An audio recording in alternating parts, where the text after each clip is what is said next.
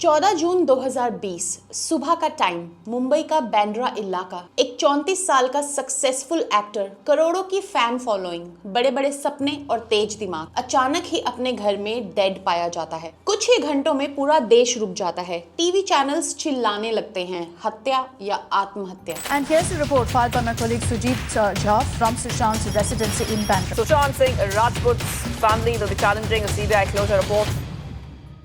Social media पर फैसला सुनाए जाने लगता है, सिस्टम ने सुशांत को मार दिया। लेकिन असली सवाल ये है कि जो बातें हमें दिखाई गई, क्या वो पूरी सच्चाई थी या फिर शोर में सच कहीं दब कर रह गया। सुशांत सिंह राजपूत की जर्नी किसी फिल्मी कहानी से कम नहीं थी। पटना के एक मिडिल क्लास परिवार से निकलकर इंजीनियरिंग की पढ़ाई, AIEEE एग्जाम्स में अच्छे रैंक और फिर एकदम से एक्टिंग की दुनिया में कदम रखना। टीवी शो पवित्र रिश्ता से घर घर में पहचान बनी और बॉलीवुड में काई पो चे जैसी फिल्म से एंट्री हुई। बिना किसी फिल्मी बैकग्राउंड के, बिना किसी बड़े गॉडफादर के, सिर्फ टैलेंट के दम पर इंडस्ट्री में जगह बनाना आसान नहीं होता। और सिर्फ यही वजह थी कि सुशांत को लोग सिर्फ एक एक्टर नहीं बल्कि एक उम्मीद के तौर पर देखते थे। सुशांत सिंह राजपूत की खास बात सिर्फ उनकी फिल्में नहीं थी बल्कि उनका दिमाग था। वो एस्ट्रोनॉमी, फिजिक्स, फिलॉसफी और स्पेस साइंस में बहुत ज्यादा इंटरेस्ट रखते थे। उनके घर में एक टेलीस्कोप थी, किताबों की एक बहुत बड़ी लाइब्रेरी थी और वो खुलेआम कहते थे कि उन्हें चांद पर जमीन खरीदनी है। लेकिन कैमरे के सामने दिखने वाली ये चमक पर्दे के पीछे की पूरी कहानी नहीं बताती। 14 जून की सुबह को जब पुलिस को इंफॉर्मेशन मिलती है तो शुरुआती जांच में ये कहा जाता है कि सुशांत ने आत्महत्या की है। रूम अंदर से लॉक्ड था, कोई सुसाइड नोट नहीं मिला और पोस्टमार्टम किया गया। लेकिन जैसे ही ये खबर मीडिया में आती है, सवालों की बाढ़ आ जाती है। सोशल मीडिया पर लोग हर छोटी चीज को शक की नजर से देखने लगते हैं। फांसी का तरीका, पंखे की ऊंचाई, कमरे की तस्वीरें, सब कुछ। मुंबई पुलिस इस केस की इन्वेस्टिगेशन शुरू करती है। करीब 50 से ज्यादा लोगों से पूछताछ होती है, फ्रेंड्स, स्टाफ, को-स्टार्स, मैनेजर्स। पुलिस का कहना था कि सुशांत मेंटल स्ट्रेस और डिप्रेशन से गुजर रहे थे और वो इलाज भी करवा रहे थे। लेकिन यहीं से पब्लिक और मीडिया का एक बहुत बड़ा हिस्सा पुलिस पर सवाल उठाने लगता है। आरोप लगते हैं कि जांच ठीक से नहीं हो रही, सबूतों को नजरअंदाज किया जा रहा है और किसी बड़े सच को दबाया जा रहा है। और जैसे जैसे दिन बीतते हैं, मामला और ज्यादा कॉम्प्लिकेटेड होता जाता है। सुशांत के पिता बिहार में FIR दर्ज कराते हैं। मेंटल हैरेसमेंट, फाइनेंशियल हेराफेरी और आत्महत्या के लिए उकसाने जैसे आरोप लगाए जाते हैं। बिहार पुलिस इन्वेस्टिगेशन पे उतरती है और इसके बाद मामला CBI को सौंप दिया जाता है। यहीं से ये केस सिर्फ एक डेथ की इन्वेस्टिगेशन नहीं बल्कि एक नेशनल डिबेट बन जाता है। CBI अपनी इन्वेस्टिगेशन शुरू करती है। हर एंगल से केस को देखा जाता है, मर्डर, सुसाइड और कॉन्स्पिरेसी। एम्स की फोरेंसिक टीम पोस्टमार्टम रिपोर्ट का दोबारा से इन्वेस्टिगेशन करती है। कई महीनों की जांच के बाद एम्स की रिपोर्ट सामने आती है जिसमें यह कहा जाता है कि मौत फांसी के कारण हुई है और गला दबाने या फिर जहर दिए जाने के कोई सबूत नहीं मिले। CBI की इन्वेस्टिगेशन भी इसी डायरेक्शन में आगे बढ़ती है और इसी बीच इस पूरे केस में एंट्री होती है ED और NCB की। फाइनेंशियल ट्रांजैक्शंस की इन्वेस्टिगेशन होती है, ड्रग एंगल सामने आता है और बॉलीवुड में ड्रग कल्चर पर बहस शुरू हो जाती है। कई चैट्स और स्टेटमेंट्स मीडिया में दिखाए जाते हैं,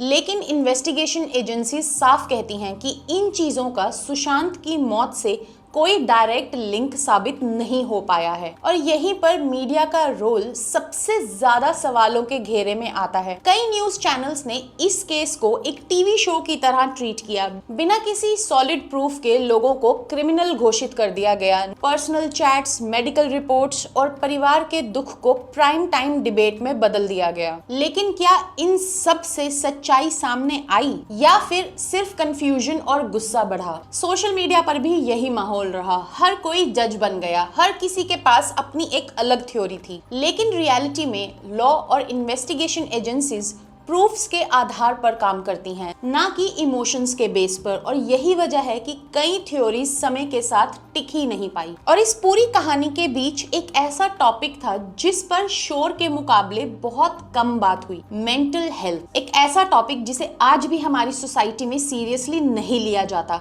सुशांत जैसे वेल एजुकेटेड, सक्सेसफुल और पॉपुलर इंसान के लिए भी अगर मेंटल प्रेशर को समझना मुश्किल था तो आम आदमी की हालत क्या होती होगी, ये क्वेश्चन अपने आप खड़ा होता है। आज जब हम पीछे मुड़कर देखते हैं तो ये केस सिर्फ एक एक्टर की मौत की कहानी नहीं लगता, बल्कि ये दिखाता है कि कैसे रूमर्स, हाफ इंफॉर्मेशन और मीडिया ट्रायल किसी भी सच्चाई को धुंधला कर सकते हैं। इन्वेस्टिगेशन एजेंसीज ने जो भी कंक्लूजन्स निकाले वो शायद हर किसी को पसंद ना आए हों, लेकिन लॉ उसी आधार पर चलता है। सुशांत सिंह राजपूत की कहानी आज भी लोगों के दिलों में जिंदा है। उनकी फिल्में, उनके इंटरव्यू, उनकी बातें, सब कुछ। लेकिन उनकी मौत के आसपास जो कुछ भी हुआ वो हमें ये शो करता है कि किसी भी इंसिडेंट को समझने के लिए पेशेंस, फैक्ट्स और रिस्पॉन्सिबिलिटी की कितनी ज्यादा जरूरत होती है। ये कहानी यहाँ खत्म नहीं होती, क्योंकि क्वेश्चन सिर्फ ये नहीं है कि क्या हुआ, बल्कि ये भी है कि हम सच्चाई को कैसे देखते हैं, किस पर भरोसा करते हैं और किसे बिना किसी प्रूफ के दोषी ठहरा देते हैं। शायद यही वजह है कि सुशांत सिंह राजपूत का नाम एक एक्टर के तौर पर भी और एक ऐसे केस के तौर पर जिसने पूरे देश को सोचने पर मजबूर कर दिया कि ये सब यहाँ खत्म नहीं होगा। इस पूरे केस से हमारी सोसाइटी के कुछ ऐसे टॉपिक्स भी लाइमलाइट में आए हैं जिस पर बात करना ही हम टाल देते हैं, जैसे मेंटल हेल्थ को लेकर हमारी खुद की थिंकिंग। हम अक्सर ये एज्यूम करते हैं कि जो इंसान सक्सेसफुल है, पॉपुलर है, जिसके पास पैसा है, नाम है और पहचान है, वो अंदर से खुश ही होगा। लेकिन सच ये है कि मेंटल प्रेशर किसी का स्टेटस देखकर नहीं आता, ये धीरे धीरे बनता है चुपचाप बिना किसी शोर के। और सुशांत का केस इसी बात का एग्जाम्पल बन गया कि डिप्रेशन हमेशा रोता हुआ या टूटा हुआ दिखे ऐसा जरूरी नहीं है। कई बार इंसान बाहर से बिल्कुल नॉर्मल लगता है, हंसता है, काम करता है, इंटरव्यू देता है, लेकिन अंदर ही अंदर वो लगातार एक लड़ाई लड़ रहा होता है। और हमारी सोसाइटी में आज भी मेंटल इश्यूज को कमजोरी समझा जाता है। लोग इलाज करवाने से ज्यादा छुपाने पर ध्यान देते हैं, और जब कोई बड़ा नाम इससे जुड़ता है तो सिंपैथी से ज्यादा सनसनी न्यूज बनने लगती है। और रही बात मीडिया की, तो मीडिया ने भी इस केस में अपनी रिस्पॉन्सिबिलिटी और बाउंड्रीज के बीच की लाइन को कई बार क्रॉस किया। टीआरपी के चक्कर में हर छोटी इंफॉर्मेशन को ब्रेकिंग न्यूज बना दिया। किसी की personal life, medical history, personal chats, सब कुछ पब्लिक कर दिया। और क्वेश्चन ये नहीं कि सवाल पूछे गए, क्वेश्चन पूछना जरूरी होता है।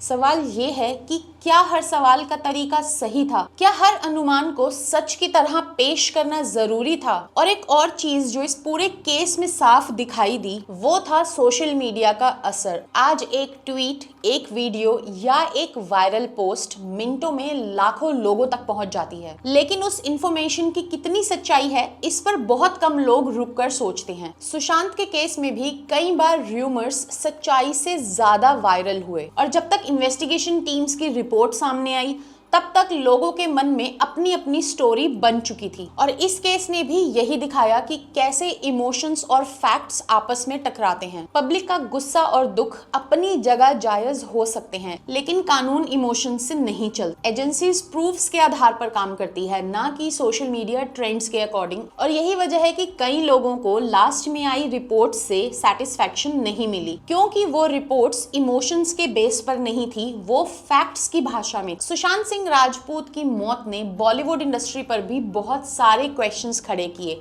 नेपोटिज्म, प्रेशर, अनसर्टेनिटी और लगातार खुद को साबित करने की मजबूरी। ये सवाल पहले भी थे, लेकिन इस घटना के बाद ये ज्यादा जोर से सामने आए। हालांकि हर प्रॉब्लम का आंसर एक ही इंसिडेंट में ढूंढना उतना ही डेंजरस हो सकता है। आखिर में ये कहानी हमें एक आईना दिखाती है, एक ऐसा मिरर जिसमें हम मीडिया, सोशल मीडिया, सिस्टम और खुद को देख सकते हैं। ये हमें ये सोचने पर मजबूर करती है, क्या हम किसी इंसान को समझने की कोशिश करते भी हैं या सिर्फ उसकी स्टोरी को अपने हिसाब से यूज करते हैं? क्या हम एक्चुअली में सच जानना चाहते हैं या सिर्फ वो सच जो हमारे गुस्से और बिलीफ को सही ठहराए? और शायद इस पूरी कहानी से सबसे बड़ा सबक हम सबको ये मिलता है कि किसी भी इंसान, किसी भी इंसिडेंट और किसी भी खबर को समझने से पहले हमें शोर से थोड़ा सा दूर हटकर फैक्ट्स, इंसानियत और रिस्पॉन्सिबिलिटी के साथ सोचना चाहिए, क्योंकि हर कहानी के दो पहलू होते हैं, एक जो दिखाई देता है और एक जो समझना पड़ता है। अगर ये वीडियो अच्छा लगा हो तो लाइक, सब्सक्राइब जरूर करना और मैं मिलती हूँ आपसे अगले वीडियो में। तब तक के लिए थैंक यू फॉर वॉचिंग।